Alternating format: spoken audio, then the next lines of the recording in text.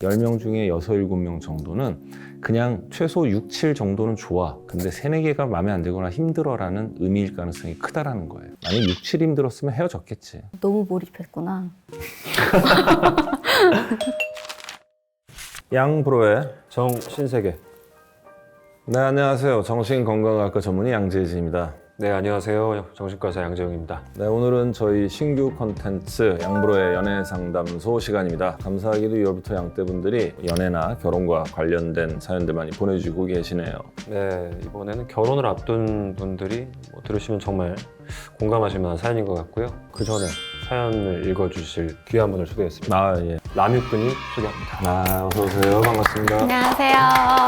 유튜버 라미크입니다. 반갑습니다. 와, 여기 내가 출연하다니.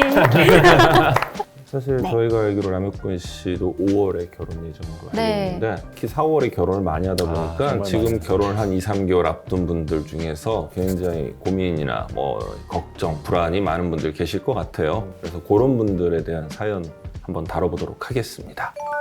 네, 저는 현재 3년 넘게 만난 남자친구가 있습니다.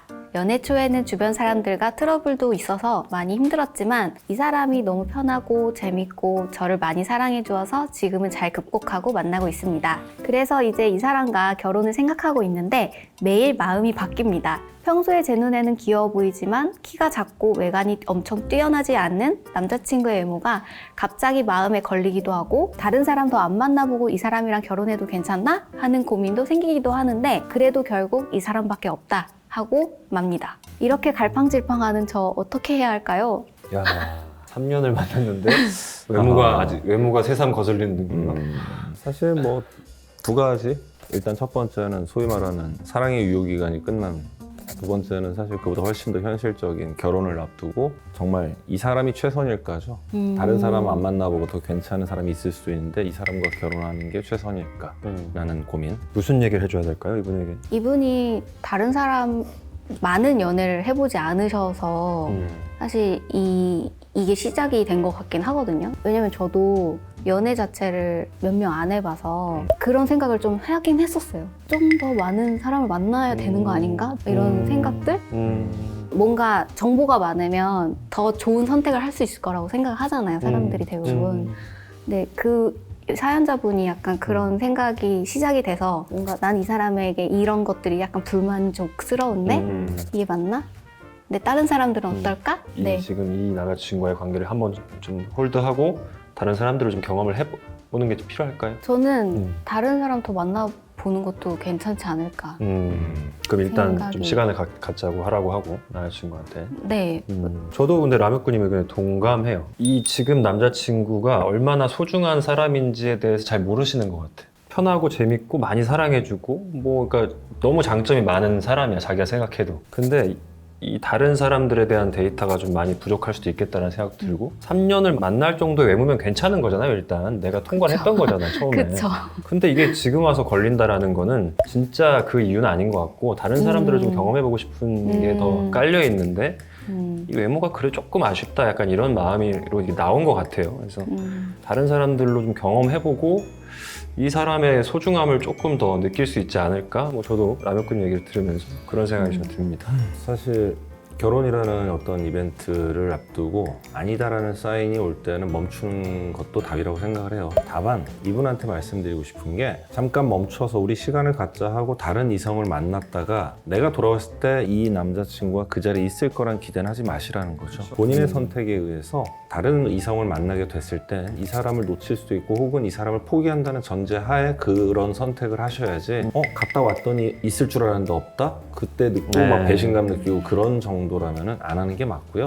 그게 아니라 이 사람을 잃는다 하더라도 이 사람보다 좀 더 나은 사람과 만남을 가져보고 싶다라는 그런 결심이 섰다면 멈춰서 이 사람과 관계를 정리를 하고 그리고 다른 이성을 만나는 게 더 낫지 않을까라는 생각을 해요. 본인의 선택에 감당할 게 생긴다는 것만 좀 생각을 해보시고 선택을 해보셨으면 좋겠습니다. 대부분 결혼해서 더 막 예뻐지고 멋있어지는 사람보다 망가지는 경우가 더 많잖아요. 망가진다기보다는요, 본연의 나로 돌아오는 거라고 생각하시면 돼요. 그냥 늙어간다고 할까요? 지금 저렇게 약간 눈에 뭔가 걸리시면 그렇죠. 결혼했을 때 더 더 많이 심하게 올 것 같아요. 그 유명한 책 참을 수 없는 존재의 가벼움에 나온다니 잠깐의 섹스 이후에 다시 차려입고 갇혀입고 헤어지는 그런 커플이나 불륜의 커플과 함께 망가진 채 잠이 들고 그치. 아침에 망가진 모습을 보는 부부는 분명히 다르다는 얘기가 나와요. 맞아. 이게 답인 것 같아요. 망가진다기보다는 본연의 나로 돌아간 그 모습을 서로에게 보여주는 거죠. 꾸밈 없는. 네. 그렇지.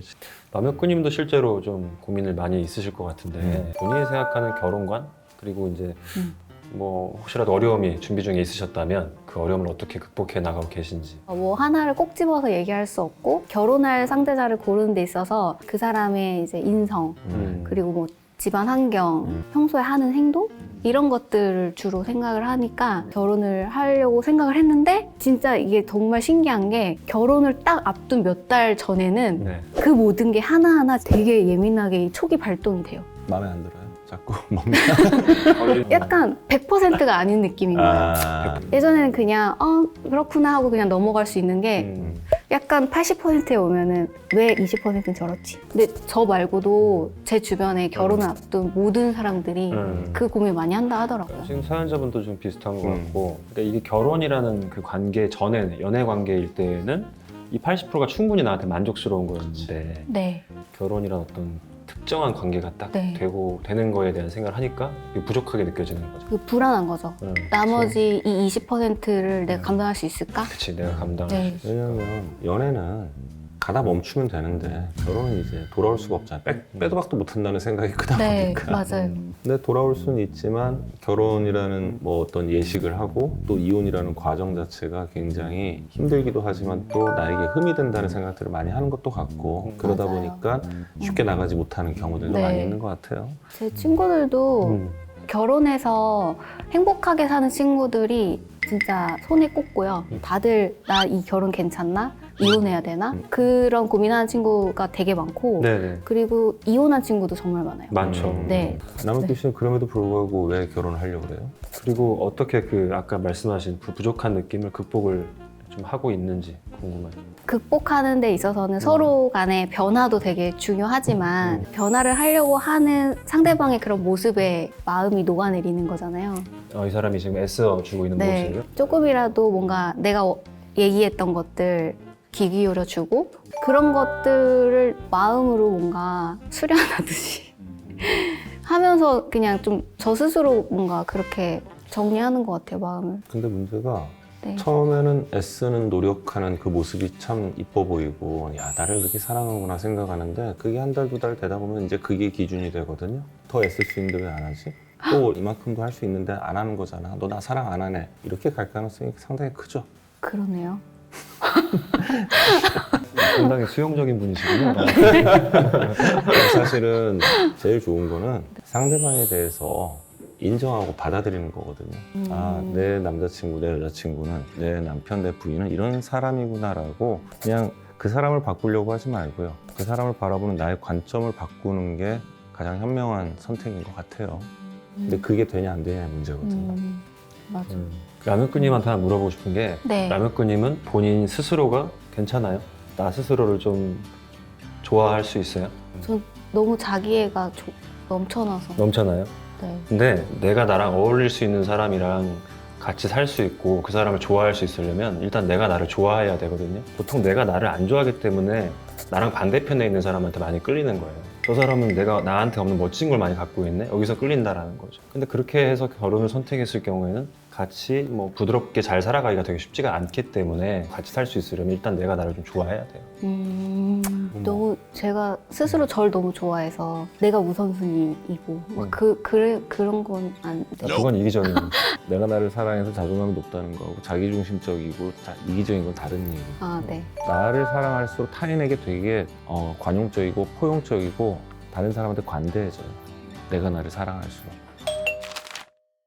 예, 오늘 어쨌든 결혼을 앞두고 계신 라뮤꾸님과 촬영을 해봤는데요. 혹시 라뮤꾸님께서 궁금하신 본인 사연이 있으시면 저희가 잠깐만 얘기를 한번 하면 좋을 것 같아요. 저요? 네. 저는 주변에 행복하게 사는 부부들이 많이 없다 보니까 제가 최근에 어떤 결혼에 대한 뭐 이런 생각들에 대한 영상을 올린 적이 있었는데 문득 궁금하더라고요. 그 행복하게 사는 부부들은 어떻길래 저렇게 행복할까? 일단 그거는 먼저 좀 말씀드리고 싶은 게 첫 번째로 사람들이 10개 중에 7개가 좋을 때 7개가 좋다고 얘기를 안 해요. 즉 라미쿠 씨하고 만났을 때나 라미쿠 씨와 뭐 알고 지내는 지인들 중에서 남편 때문에 죽겠어 막 이런 사람들이 10개가 다 힘들진 않다라는 거.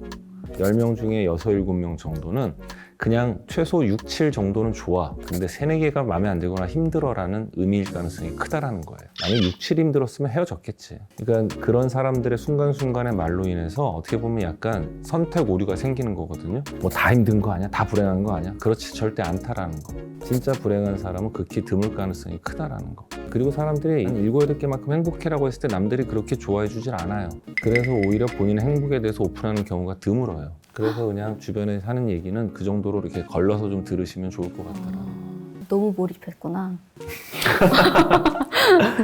아까 얘기의 연장인데 행복한 부부들은 서로의 있는 그들의 모습을 잘 인정해주고 존중해주는 것 같아요.